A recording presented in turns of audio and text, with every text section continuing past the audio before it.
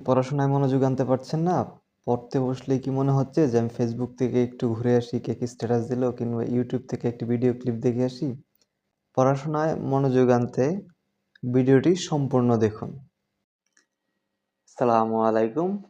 আজকে আপনাদের সাথে কথা বলবো পড়াশোনায় কিভাবে মনোযোগ ধরে রাখবেন। আসলে আমরা যারা চাকরির পড়াশোনা করি আমাদের সকলের অভিযোগ হচ্ছে আমাদের পড়াশোনায় মনোযোগ থাকে না।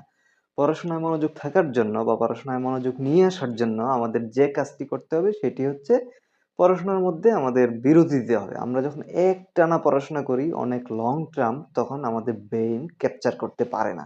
তো আমাদের ব্রেইনকে কিছু সময় পর, পর আপনি একটু সময় দিবেন। ধরেন ০.৫ ঘন্টা পড়ার পর আপনি ২ মিনিট ৫ মিনিটের জন্য একটু বিশ্রাম নিবেন। ব্রেইনকে একটু বিশ্রাম দিবেন। এইভাবে পড়াশোনা করলে আপনার মাথায় যেরকম ক্যাপচার করবে পড়াশোনাটা দ্রুত মনে থাকবে। তারপর হচ্ছে আপনি আপনার পড়াশোনাগুলা ছোট, ছোট টার্গেটে বিভক্ত করবেন। এই টার্গেটগুলা আপনি ১ ঘন্টা, ২ ঘন্টা বা আপনি যতক্ষণ পড়েন, যেমন আপনি রাতে পড়বেন কিংবা সকালে পড়বেন, এই সময়টুকুতে কি পড়বেন সেটা আগে থেকেই নির্ধারণ করে নিবেন। এই ছোট, ছোট লক্ষ্যগুলা যখন আপনি অর্জন করতে পারবেন, তখনই আপনার পড়াশোনার মনোযোগ চলে আসবে। পড়াশোনার পূর্ব শর্ত হচ্ছে মনোযোগ ধরে রাখার পূর্ব শর্ত হচ্ছে আপনার আশেপাশের পরিবেশগুলা একটু নিরবিচ্ছিন্ন রাখবেন। যেমন কোলাহলপূর্ণ এলাকায় আপনার পড়াশোনার মনোযোগ আসবে না। যখন বেশি শব্দ হয় আপনার মনোযোগ আকর্ষণ করবে না। আপনার পড়াশোনা মনে থাকবে না, মাথায় ঢুকবে না।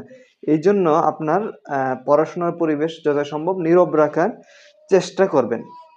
আমরা অনেকে করি কি পড়াশোনার সময় মোবাইলটা সাথে রাখি, ফেসবুক অন থাকে, ইন্টারনেট অন থাকে। এই বিষয়টা একটু সতর্ক থাকবেন।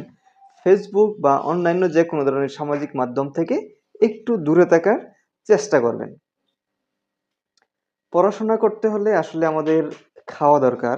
যথেষ্ট পরিমাণ খাওয়া-দাওয়া না হলে আমাদের পেটের পীড়া দেখা দিতে পারে বা জাঙ্ক ফুড জাতীয় বা বাহিরের খাবার, এই জাতীয় খাবার যথাসম্ভব পরিহার করবেন। অধিক পরিমাণে পানি পান করবেন। যখন পড়তে বসবেন একটা বোতলে করে পানি রাখবেন। কিছুক্ষণ পর, পর পানি খাবেন। পানির পর্যাপ্ত ঘাটতি যদি থাকে তাহলে আপনার মনোযোগ আ ধরে রাখা কঠিন হয়ে যাবে। এছাড়াও আপনি পড়াশোনাকে নিজেকে রিওয়ার্ড করতে পারেন। যেমন আপনি একটা টার্গেট সেট করলেন যে আজকের মধ্যে আপনি বাংলা ২য় পার্ট শেষ করবেন। সেটা শেষ করতে পারলে আপনার মনকে রিফ্রেশ করার জন্য একটা ছোট নাটক ক্লিপ দেখতে পারেন বা আপনার মন যেভাবে রিফ্রেশ হয় বা আপনি নিজেকে রিওয়ার্ডেড যেভাবে মনে করেন, আপনার যদি যা ইচ্ছা সেটা করতে পারেন। এটা নিজেরকে রিওয়ার্ডের মতোই হবে।